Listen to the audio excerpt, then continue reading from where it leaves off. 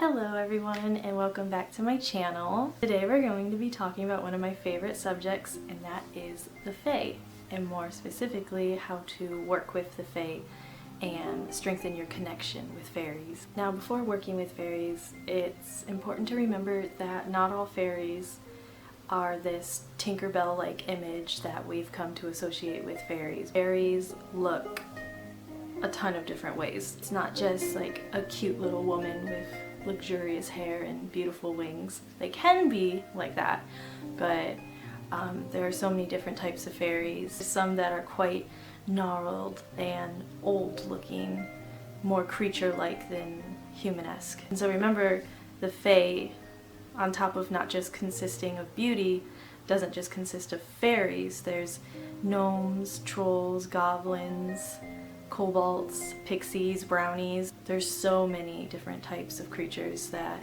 reside in the Fae realm, so that's really important to remember. Fairies aren't always the nicest. In fact, they can sometimes be seen as cruel, and if not cruel, at least mischievous. They are very mischievous. Remember, when you're calling on the fairies and you want to work with the fairies, you're inviting in that playful nature as well.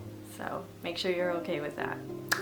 Okay, so what are things you can do to strengthen your bond with the fairies? Firstly, and it's very easy, sit down somewhere where it's quiet, whether it be at your altar or in nature, and really focus on letting the fairies know that you want to work with them. It's important to really call out to the fairies and let your voice be heard and let them know, I want to work with you, I want to invite you into my life and into my craft, and I want to communicate with you. And some of you might be saying, I've sat down and I've said this, I've talked with the fairies and I've told them, I want you to work with me, I want to work with you, I want to communicate with you, and you're not seeing any results. There's a few things you can do. One of my favorite things to do is to leave offerings for the fairies. Some simple offerings you can leave are treats like cream and honey. Just make sure you put the treats inside of something natural or biodegradable. Obviously, if you don't have anything like that, you can put it in like a ceramic bowl. Something small though, like really small can work. Usually a walnut shell or a seashell is really good to put something inside of. And when you put it out, just make sure little ones or animals can't easily get into the fairy treats and devour them. Fairies also like shiny things, so you can leave them out pebbles or stones. I know in the dollar store you can find vase fillers for floral arrangements, and they come with really shiny, colorful stones and pebbles, so those are really good to leave out for the fairies. And because of their love for shiny things, don't be surprised if after you do invite the fairies in, that things like your keys go missing or jewelry, crystals. They're mischievous and they don't see it as I'm stealing from you, but they like it, so they're going to take it. You can ask for it back, or you can do an exchange and leave them something they can take for the return of the thing that they took from you. Make sure the fairies know that you are someone that they would like to work with. Really show them that you cherish the earth. You can easily plant a garden and care for it. If you're out for a hike or a walk and you see trash, obviously don't pick up anything that's going to be harmful to you, but if there's just some basic trash lying around that someone left behind, pick it up, throw it away. Show them that the universe is just as important to you that it is to them, and they will really appreciate that. Super fun way to attract fairies is music, festivities, dancing, parties. They love to party, they love music, so a lot of times they'll manifest when there's something joyous going around, music, singing, festival, all those things, parties. They really like that sort of thing.